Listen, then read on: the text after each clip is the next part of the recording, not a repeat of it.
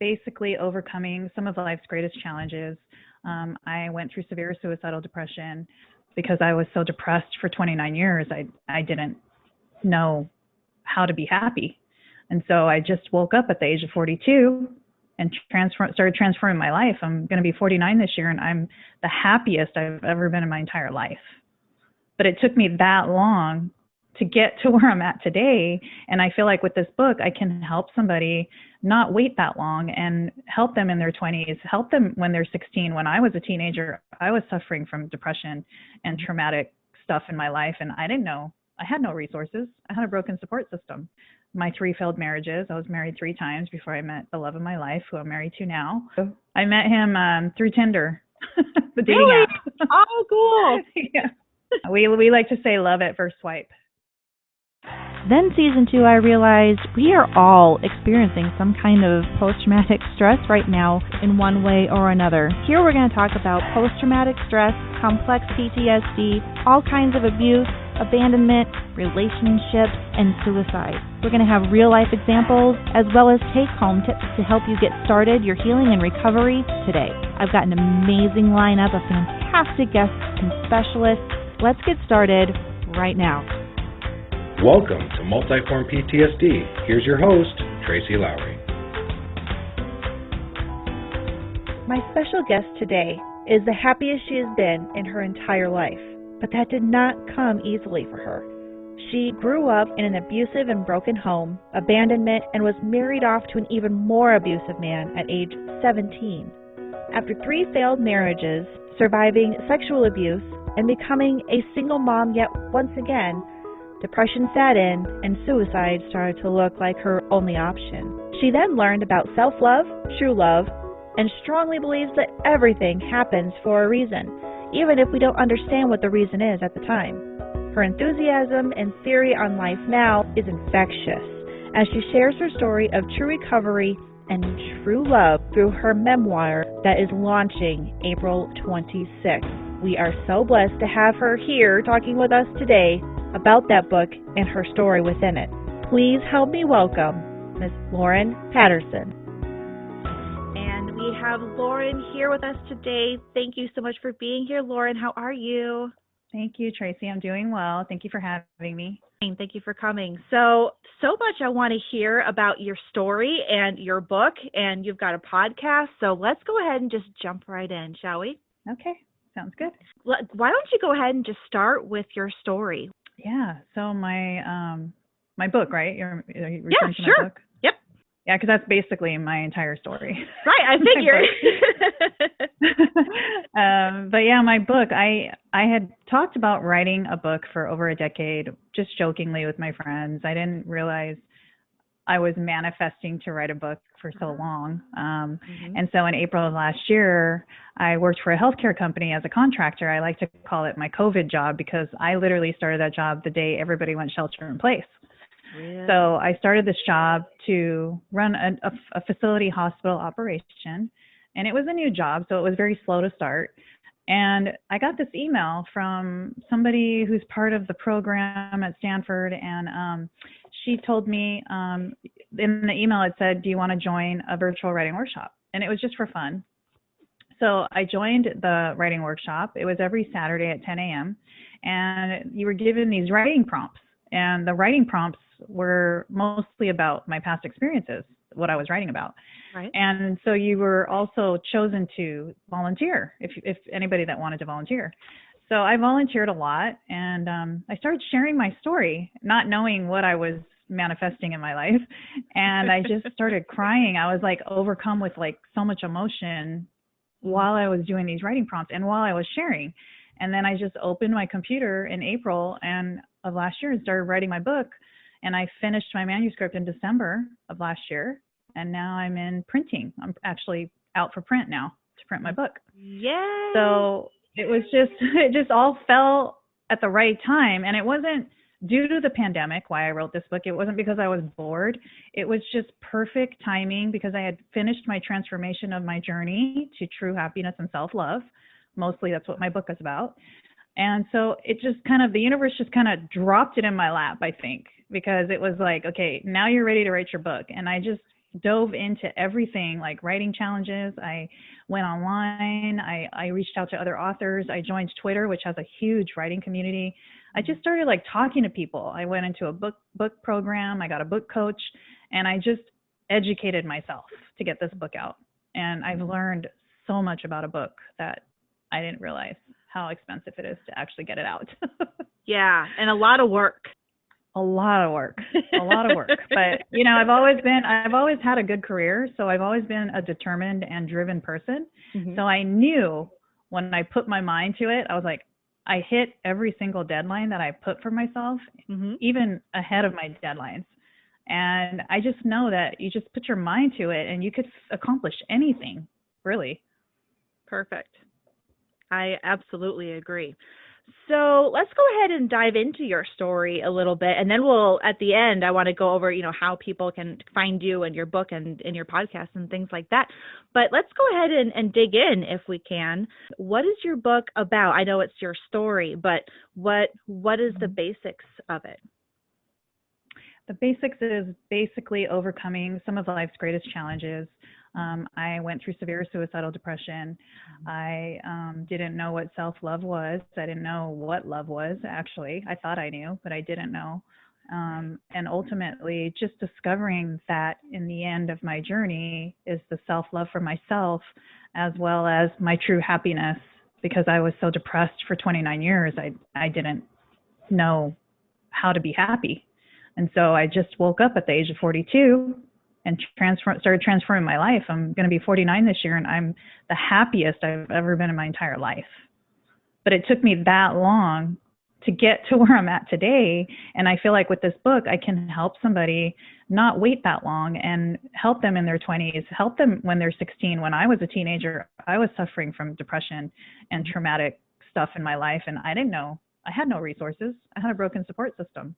So that's basically what my book is about. Is written in 4 parts, and my 3 failed marriages. I was married 3 times before I met the love of my life, who I'm married to now. Oh, congratulations. And so that's Gotta say it. what my book is about. Yeah. Thank you. I met him through Tinder, the dating Really? app. Oh, cool. Yeah. Yeah. We like to say love at first swipe. You need to make that like a tag. Yeah. They actually have a T-shirt that says that. I almost bought it. Oh, you should. You should get matching ones. I know. So cute. I love it. Yeah, so that's basically what my book is about. Okay. So have you had experiences, you said you had a broken down support system. Do you have a history or experience with abuse or abandonment? Can you talk about maybe those a little bit? Yes, my parents were divorced when I was young. I don't remember when. I also don't remember a lot of my childhood. And in talking to therapists and counselors, they told me because when you go through so much traumatic stress, you forget. Because I really don't remember going to the park. I don't remember my parents hugging me, telling me they love me. I just remember the bad things. My dad was always angry. I remember the belt he used to spank us at the coffee table when we were laying down on our stomach. Like, I remember all those bad things. I remember my sister almost taking her life. I remember my dad getting taken away from the military police, like all those bad things. And so I kind of took that with me. And at the age of 16, I was living with my mom, and I had my first thoughts of suicide. I didn't want to live anymore. I just knew that.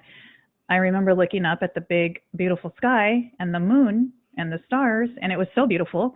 But inside, I was hurting and really sad, and I didn't know why.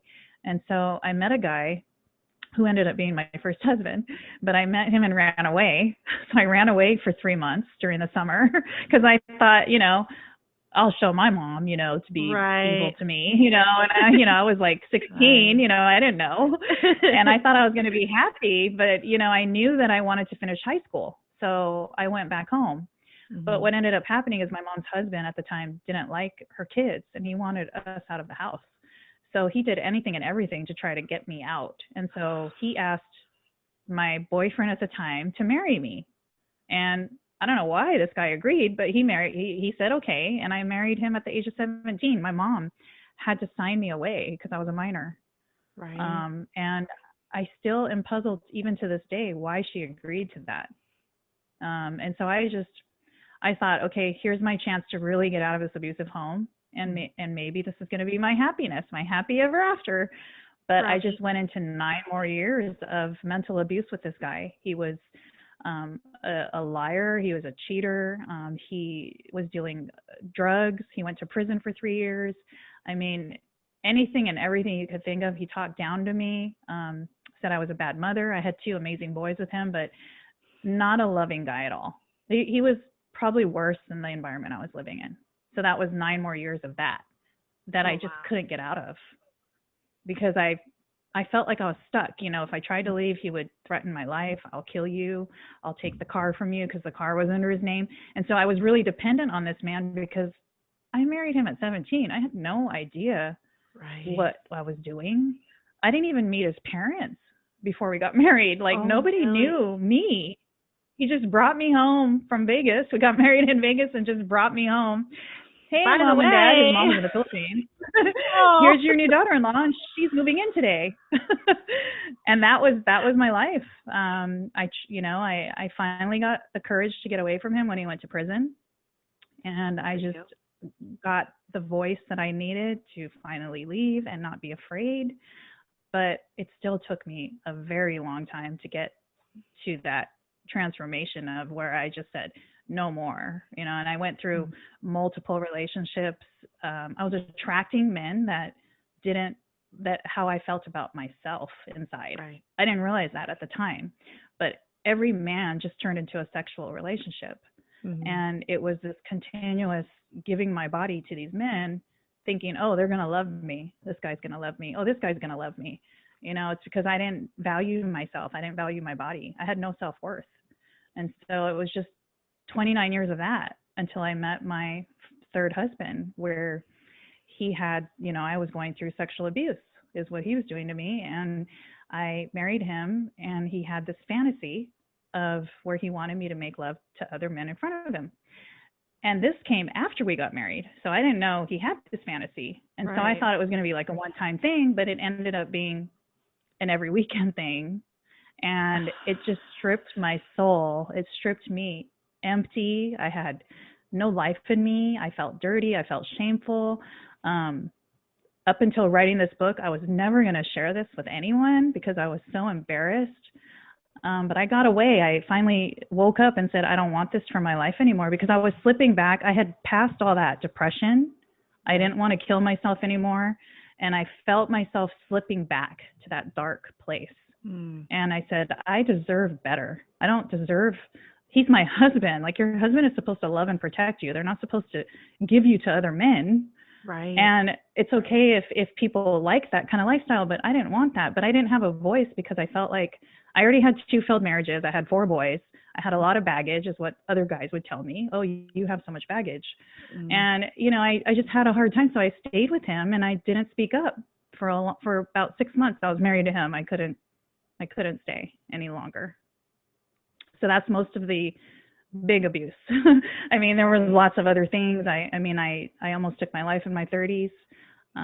So I've been in that suicidal state where I had the pills, the bottle of Percocet, and I talk about this in my book. And when you're in that place, it's so dark. You know, it's like my apartment just seemed really dark.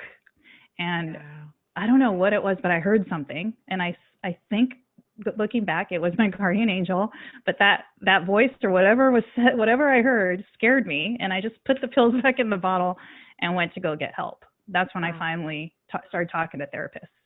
And the therapist told me, I won't ever forget it. And she said, if you take your life, you will break your children. And I didn't want broken children because I was a broken child.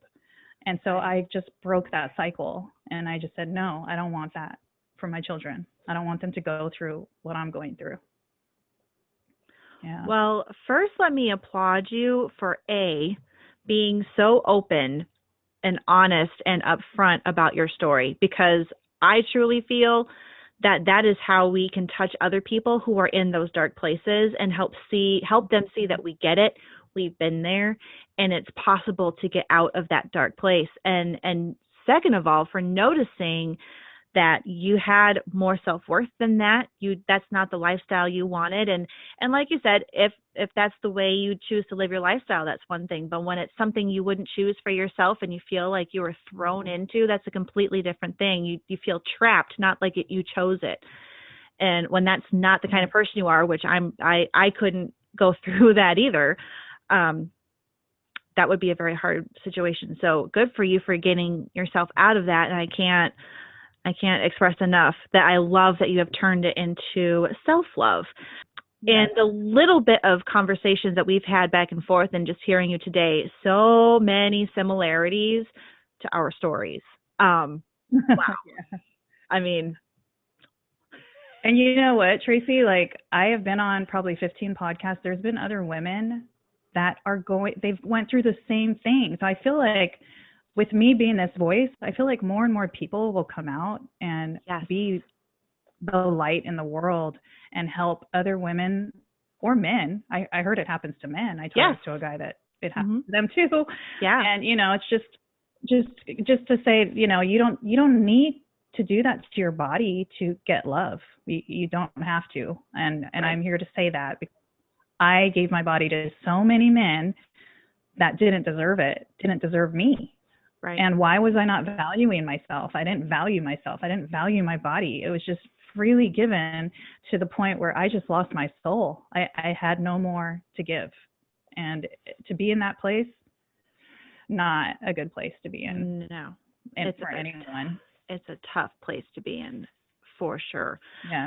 Can you talk us through a little bit? How did you get from those dark place, but those dark places, because there was more than one. How did you get yourself out, and how did you show yourself and prove to yourself that you were worth more, that your body was not just a free-for-all gift, but it was something that it was yours to give. It was a gift, and to find your inner love for yourself. How did you go about doing that? That's a good question, and it took me a very long time. But I discovered, the first thing was discovering a spiritual practice called nature and Buddhism. So I practiced this beautiful practice called nature and Buddhism, and that was the first thing. I discovered that in the 80s from this guy that I thought was going to be my boyfriend. Didn't work out, but I do now realize that I met him to get introduced to that practice. For a reason, right? And for a reason, exactly. And this practice has been in and out of my life for certain reasons, but has now come back into my life. And it always comes back into my life at the right time when I need it. And I really needed it to get through this book, because I was writing about a lot of experiences that were very painful, especially part 3 about the sexual abuse part. That was really, really hard for me. I had to take a lot of breaks and meditate a lot. So I discovered the practice, and then I discovered positive affirmations through Louise Hay with Hay House. And I started just practicing her positive affirmations, the I am statements, the I am loved. And I started putting them everywhere in my house to remind myself every day when I brush my teeth. I put it on my bathroom mirror, and I still do it today. And my friend introduced me to that, which when she did, I didn't believe it. I was like, what? I can say this and this is going to come true, Right. and it was just, right. At first I was just like, this is BS. Like I didn't believe anything about it, but it's been since the 90s, I started doing this affirmation practice, and I'm still doing it. And it literally has changed my life. The suicidal thoughts went away. I started loving myself. I started looking at myself in the mirror and liking what I saw instead of critiquing how I looked and, talking about my body, bad about my body. Yes. Ladies out there all around can relate to that. In writing your book, what was your motivation? What was your hope for your book to go out? What's its mission, if you want to put it that way? Yeah, so my passion has always been to inspire people throughout my whole entire life. I've always wanted to inspire people and motivate people in times of their sadness and just help people, give back. We give back a lot to the community, and that's just always been the kind of person I was. So when I wrote this book, I knew that I was going to be talking about my it's a tell-all. So I'm talking about my deepest, darkest secrets in this book. But I knew that I wanted people I wanted to take the reader to where I was in my life so that they can ultimately see the transformation that I went through to get to my discovery of self-love. And so I initially wrote this book to inspire at least one person. Now it's turning more into, it's still to inspire people, but I want to share it more all over the world if I can, to reach a lot of people, because in other countries as well. Right. So initially it was just to do this just within my community, but now, I mean, I've been growing my social media following. I have people on Instagram and Facebook and Twitter, and I've been sharing the heck out of my book and my story, and I've been getting a lot of nice comments back that, thank you for being so vulnerable. And so those are the comments that keep me going. It's like my fuel to know that I'm on the right path. Mm-hmm. And so that's the main reason, is not to make money. Of course, I have to pay back the debt I incurred to get this book out, but it's really just to help people. I want to start, maybe a nonprofit organization to donate some books to the prisons, the correctional facilities for women and the shelters. And so I really want to use this book to give back to the community mostly. That's beautiful. I love that mission. That is a great mission for that book. Thank you. So when we were talking, I kind of got it. So you were a single mom. You were finishing school while you were still working, and trying to heal through these traumas and trying to deal with these relationships that were really tough as well. How did you balance all of that, my dear? Yeah, I think I did not balance it. That's the problem. I had some help with my first husband's family. So even though the marriage was really not good, he had a really good, tight-knit family. And so his family helped me a lot with the two boys. Because I was young. I was a young mom. I had my first son when I was 18. Right. And my second son came 6 years later. So I was really young. I didn't really know how to take care of kids or raise kids. So his family was really helpful in that sense. My mom helped me out amazingly with my second son when his dad got deported, because his dad wasn't a citizen. So he actually had to leave the country because of the crime he committed. So here I was left with my kids once again to raise them on my own because their dad left the country. He had to. Right. And so thankfully my oldest was in college, but my youngest, the second oldest one, was junior high, and he watched his dad get taken away. So there's some traumatic stress there. Right. Because he I let him go live with my mom for a little while so I can get on my feet, because I was, like you said, I was trying to get a career going. I was trying to make money. He was my second source of income. So I knew I had to keep a roof over their head. I had to feed them. And so I just said, okay, Mom, can you help me? And so my mom helped me. And amazingly, even though she wasn't a good mother, she's an amazing grandma.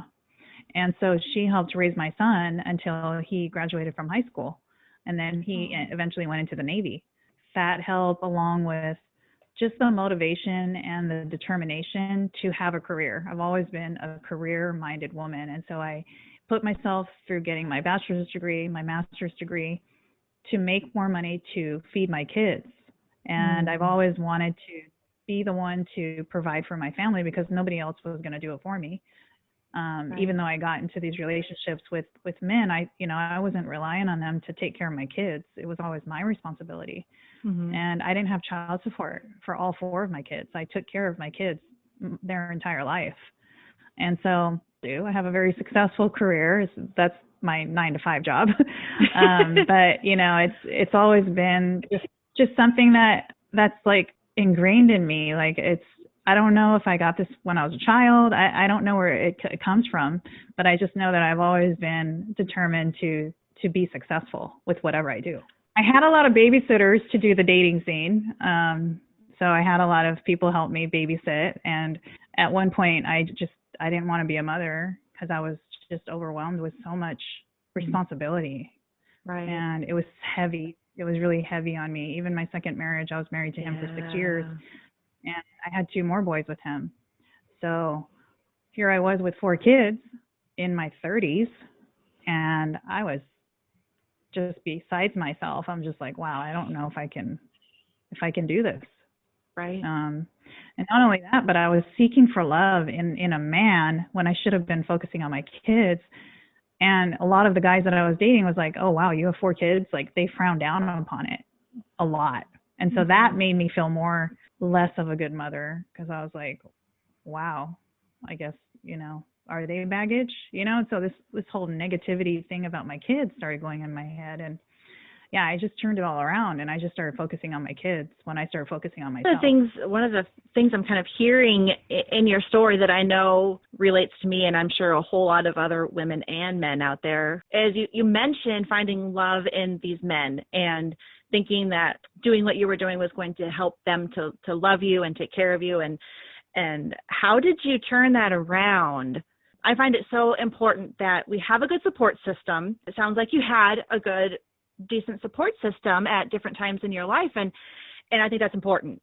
But I also think it's important to be very self-sufficient and trying to love ourselves the way we need to be loved, and to find that strength and stability and centered and balance within ourselves, and not to depend on other people to get those, because what happens when you get divorced or they pass away? My best friend was one of those people for me, and then she passed away, and it turned me into a tizzy. And so how would you describe to someone how to go about doing that, since you've been able to do that turnaround?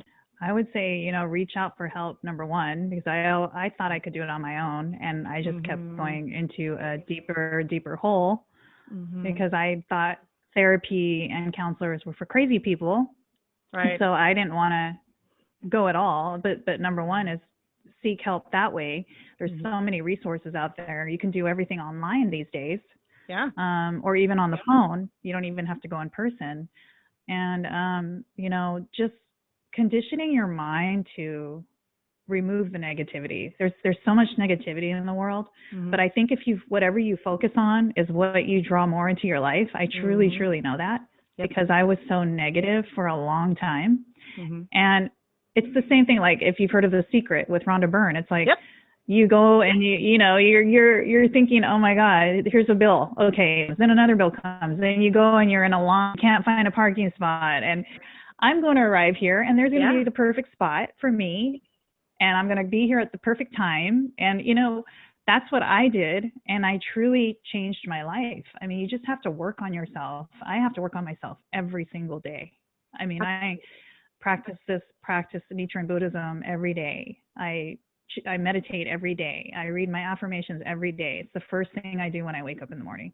I don't look at my social media. I don't turn on the news. I barely watch the news. I'm aware of what's going on in the world, but I don't focus on that. And I think that if you do focus on it and you can get through it, that's good. But me, I can't watch the news, because then that starts feeding me with all this negativity, and I just get emotional and sad, and I'm crying all the time. And I'm like, wait, this needs to stop. Yeah, not worth it. Not worth it. And I love that, because it sounds like you were doing all of those things, the meditation and the affirmations. That's what helped kind of bring you out from it. And I don't want to put words in your mouth, but it sounds like you feel like you're in a really good place now. That doesn't mean you stop doing those things.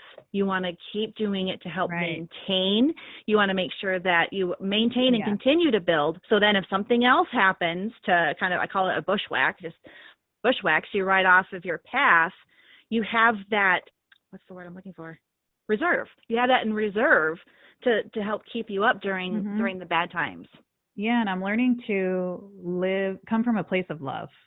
So I recently, it's interesting you talk about that, because the feeling of abandonment came back, because I recently had a book coach that just dropped me out of the blue, because I aspired to be a book coach, which I'm not a book coach, but I do aspire to be one day. And because the content of my book was too sexually explicit. And this was someone I trusted. This is someone I trusted with my story. This is somebody that told me, come out from behind your book, because originally I was going to have a pen name. But she said, no, you have to come out from behind your book. Well, I did. And then she ended up dropping me just out of the blue. And it was all for a reason, because the very next day I got accepted into a book coaching program. So now I couldn't be mad. But what I did was just, instead of being pissed at her, yes, I cried and I was mad for probably 20 minutes, cursing her name, Yeah. But after that, I just said, you know what? Maybe she's going through something herself. Maybe I triggered something that she doesn't like about me. That's okay. That's her thing. And I just started putting those thoughts into my head, and I sent her love. And in this practice, you chant for people's happiness who hurt you. And I was chanting for her happiness. And I said, I want her to be happy, because obviously something happened between us. It's meant to be. And we parted ways, and I still got my book done. I almost gave up, though. I did, because I was like, wow, if she's saying that about my story, somebody I trust, what are other people going to say? And I had to bring myself back to that place of why I wrote it to begin with. And then that's when I started getting like the comments of, you're doing really well, Lauren. People were coming into my life. I truly believe it was my guardian angels sending these messengers to me, but they were coming into my life telling me, you are brave. This story needs to come out. And I would just be crying, because this was after she dumped me. And I was just like, wow, okay, I'm going to keep going. But yeah, you're right. It happens to me. Bushwhack happens to me now. And it's just crazy. It's crazy what feelings, it's like hit me in the head. I was like, my mouth was on the floor in this conversation. I was like, where is this coming from?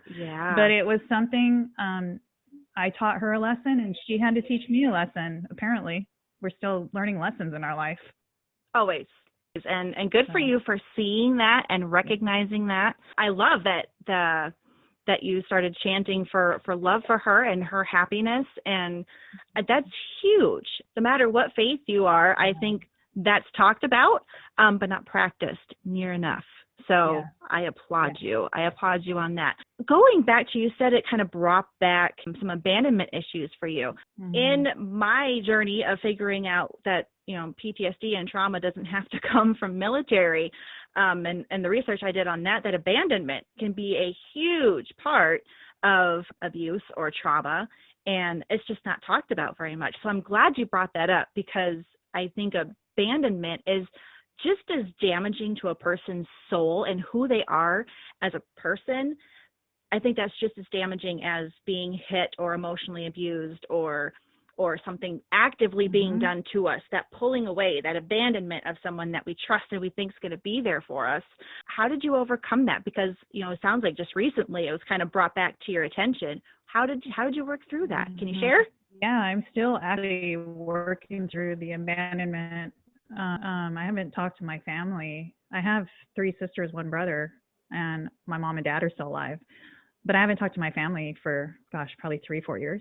I just don't communicate with them. And so that's part of the abandonment. Is we grew up, like me and my sisters and my brother, we were a split family. We didn't grow up together. So we're not a very close family.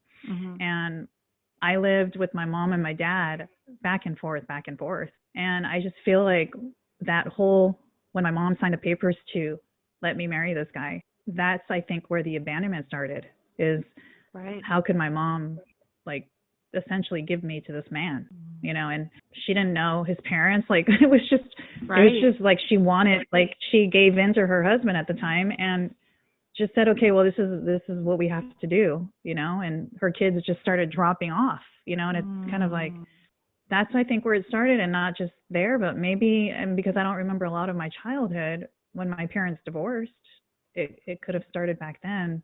But I just kind of, when I do meditations, I do a lot of inner child work, which I'm practicing doing more of that. That inner child work is really hard for me, because I'm realizing that I had a lot of traumatic stress when I was a child. And I want to remember so that I can heal and so that I can forgive.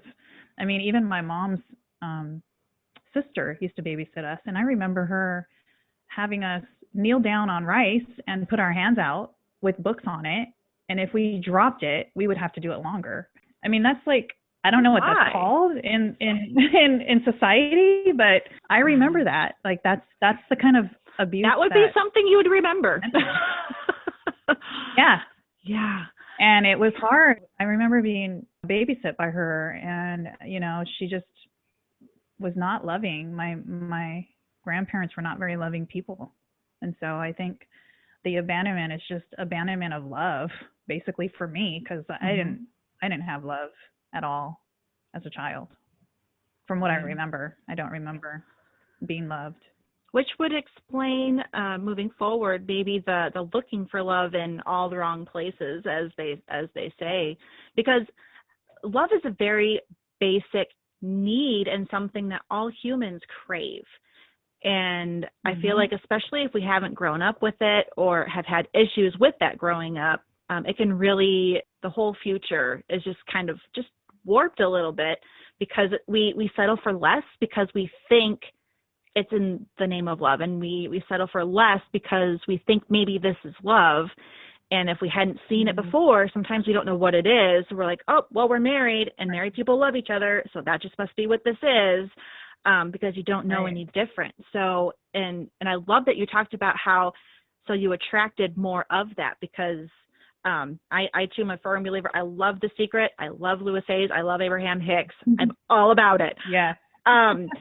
So what we focus on is what comes to us. And so when we are focusing on the bad things or the things we're frustrated with, the more just comes to us that's going to frustrate us or make us upset. But the same is for positive. But in relationships, that's why so often people find themselves in the same relationship, only with different people, if you know what I mean. It's the same story. Oh, yeah. Different person. Yep. And I think that's for us to see that pattern, learn from it, so then you can heal it, so then you can stop attracting it. Yeah, that's exactly, you hit it spot on. I mean, that is my whole journey, is I still had to learn the lesson. I was still getting that I thought was going to leave his wife. He said he was unhappy. That never happened. But at least I knew I had the strength to cut them off faster, because before I would say, oh, okay, I'll just be the side dish, basically, is what because all he was doing was coming home. I talk about it in my book, but he was just coming over in the morning for sex, and he would never stay the night because he had to go home to his family. So it's like, okay, Lauren, this is not what you want. You already said this is not what you want. And so I ended that. That was the last married man I've ever been with, and the last unavailable man. And so I just knew I was strong enough to see the red flags. I never saw red flags. They were all green flags for me. Right. Yeah. With the red underlying tone. Yeah. It's like hidden under there. Just lift it up and it's red. Yeah, that's a great analogy. I love it. Put that in your next book. It too. I love your story. I love your input on all this, and I love that you're so willing to be very open about it, because so many times I feel like we look at these people who are into self-help and things like that, but they talk so much about just the positive. Just think positive. But you alluded to earlier, I was angry, I cried, I was upset. But what I like to say is, feel it. That is, you're human. Those feelings need a voice. Just don't unpack and stay there. Then you have to, work through it. Then you need to move forward and not use it as your victim cry of why the whole world sucks and everyone hates you. And it's really easy to be in that place. That's not a judgment place, because I've been there. So that's not coming from a place of judgment. That's just that's normal. But it doesn't have to stay that way. It's work, but it's worth it. It's absolutely worth. Yeah, I mean, I had to, when I wrote this book too, I had to get out of that victim mode, because I started writing in victim mode in the third part of my book about this third marriage, because I realized how angry I still was at his ex-wife. It's been 9 years since I've been with this guy. But I realized how much anger I had towards that lady, and I even wrote her a letter and told her, apologized and said, I wish you well. I don't know if she ever got it. I ended up blocking her so I wouldn't get a return email. But it's just kind of like, I don't know. It's just hard. It's hard to stay, like what you say about how people teach it. I knew that I wanted to share. I want to share my experiences. I want to be vulnerable so that people know that it's real, number one, and that you can get through it just by changing your mindset. That's all I did, is like changing my mindset to reverse it and flip the script and get rid of all those beliefs that I had as a child. Because I was always a victim too. I always said, why me? Why me? Why is this happening to me? After every broken relationship, crying, oh my God, life sucks. This is horrible. I said all those things constantly. I don't say it anymore. That's good. That's good. But you know, there's human parts in that too. But I like how you said you flipped your mentality, you flipped your mindset, but you also changed your habits. And I think that's a huge part of it too. I've been on other podcasts and people say, you know, what did you do? What's the one thing you did that blah, blah, blah. And I'm like, it wasn't about one thing. I can't give you a one-word answer, because it's not so much about the one big thing you do. It's about the little things you do every day. It's the consistency. It's the consistent reminders, and it's changing your habits completely. So it sounds like you have your own morning routine, which I'm really off of mine right now, if I'm completely honest. I need to get back on it. So thank you for holding me accountable. Because, you know, I always do it, Tracy. Thank you. Thank you. I don't know why. I mean, I know better. Mindset's one thing, but the habits, once you do things repetitively, it becomes habit, and then it becomes muscle memory. So then if something does happen, it's just auto. Your body just goes into, I call it zombie mode, which is a horrible term for it, but it just goes about and does it anyway. You know, your body just knows what to do. I'm fascinated with zombie movies. Oh, sweet. Maybe that's why I channeled it then. Do you like zombie movies? I don't. Oh. I don't know why. I don't like horror, but when I watch zombie movies, I love watching zombie movies. I don't know what it is about zombies. I'm the other way around. I don't like zombie movies, but you know, give me the thrillers. And I'll even watch zombie movies in another language. There's movies out with other languages, and I'll watch those movies too.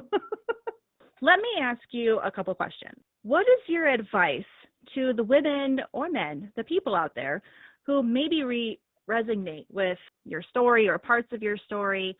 What would you say to them for their first step? What would you say is the first piece of advice to kind of get out of the rut and to start a new mindset and new habits?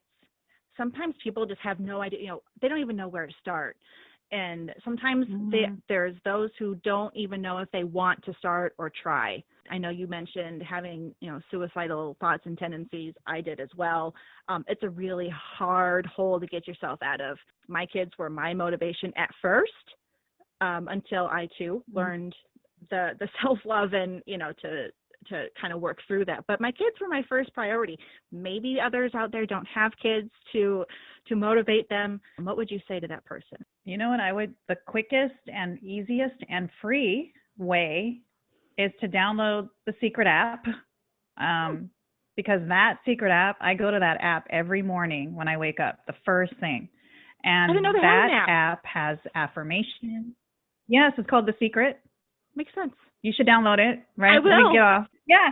So it has categories. It has affirmations. It has positive stories. It has a quote that you can read every day. And there's a fourth category. I can't remember. Oh, the fourth category is typing in there what you're grateful for. They give you a spot to type it in, and you can save each gratitude letter that you write to yourself. It's, Tracy, like I hay house is all me. Like all day long, hey house.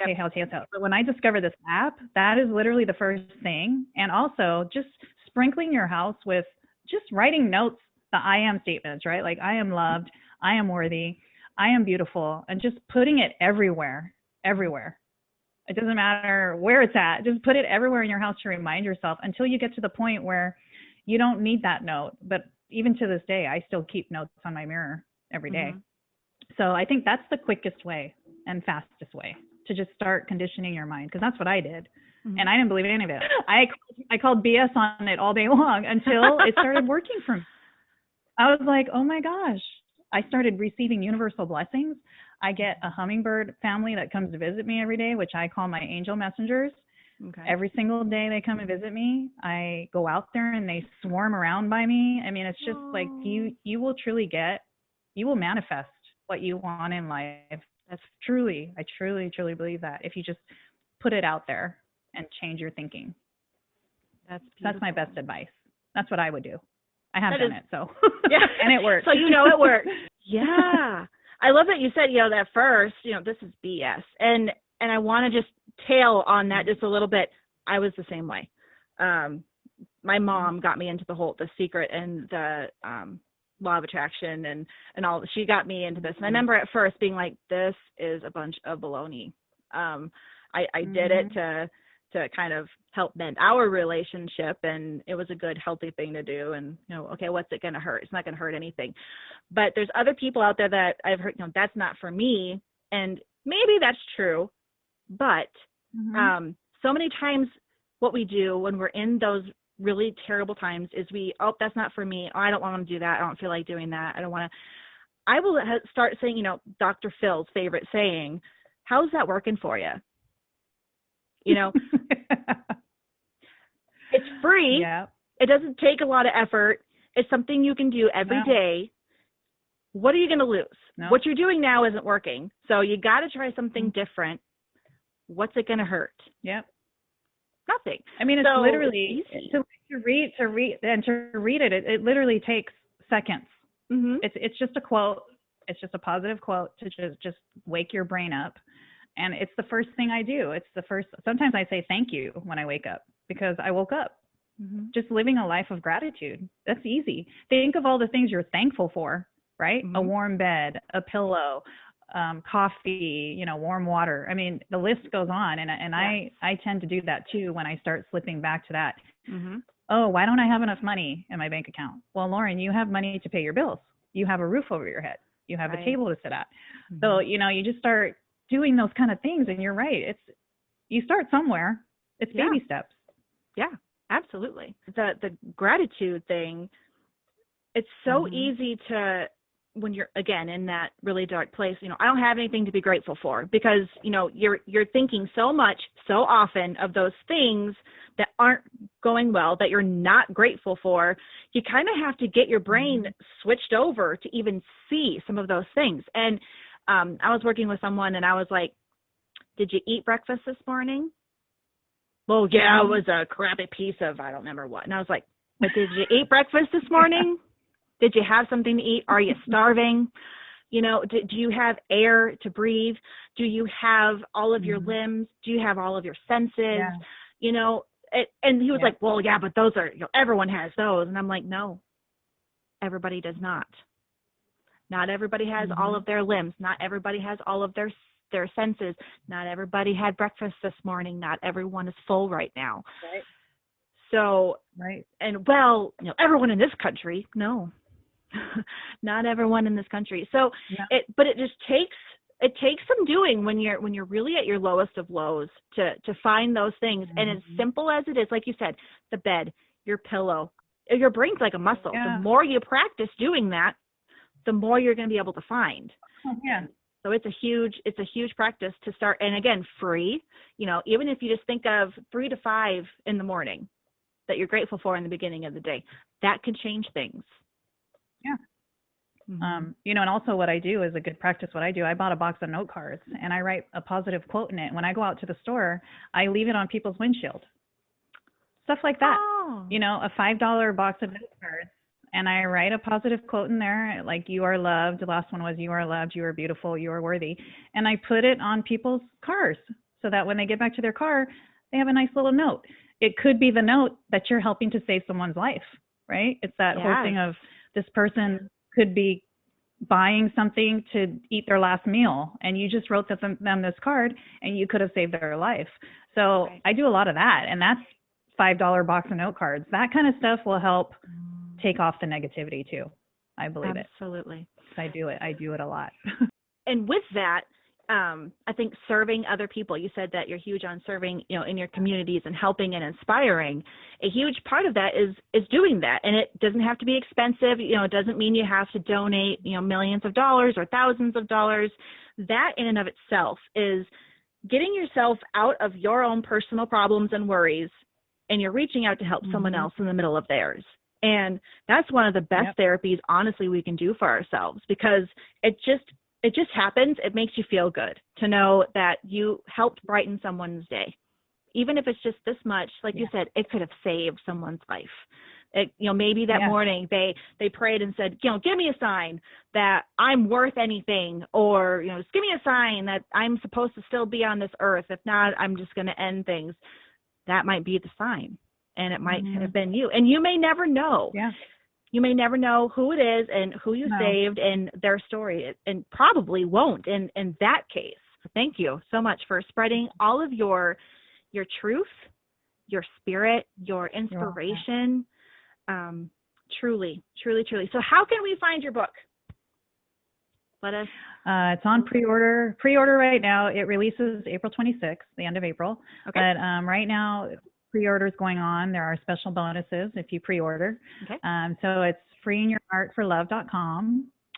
And you can sign up to be on the mailing list to get my first chapter for free. And I'm excited. It's off to print now, so I'm almost done. Yay! And you can even follow me on social media. I'm going to do some book launch. I'm going to start a book launch party. Mm-hmm. I think I want to do do something for when I launch my book. So I'm still trying to think of that. Awesome. Some type of virtual thing. Cool. Yeah. You're invited, Tracy, too. Oh, thank you. Well, I will be there if I at all can. If I can make it happen, it'll happen. Please. I want to get you on our podcast. Cool. I would be truly honored. Thank you so much for being here. Hey, it's Tracy. I'm just here real quick to remind you to please subscribe to this podcast wherever you're listening. We're on all major podcast platforms, including Google, Apple, and Spotify, and also on YouTube. So make sure you're subscribing. Every subscription helps us out, helps us reach more people, and likes and comments. I appreciate all of those so much, as it helps me reach more people on such a free and useful platform. So thank you for your love and support. I want to thank all of my guests and helpers behind the scenes. I couldn't do it without you. You guys are truly the inspiration that helps me go through this every day. So thank you so much for listening. Make sure you're sharing with your friends, your coworkers, your family, or anyone else you think might be really needing to hear this content on how to heal and overcome from obstacles and tragedies and traumas. That's why we're here, so people can know that they're not alone, get some real good tips on how to better their life and to heal and to really be triumphant in their life and have a life that they can be excited about again. So thanks for being here.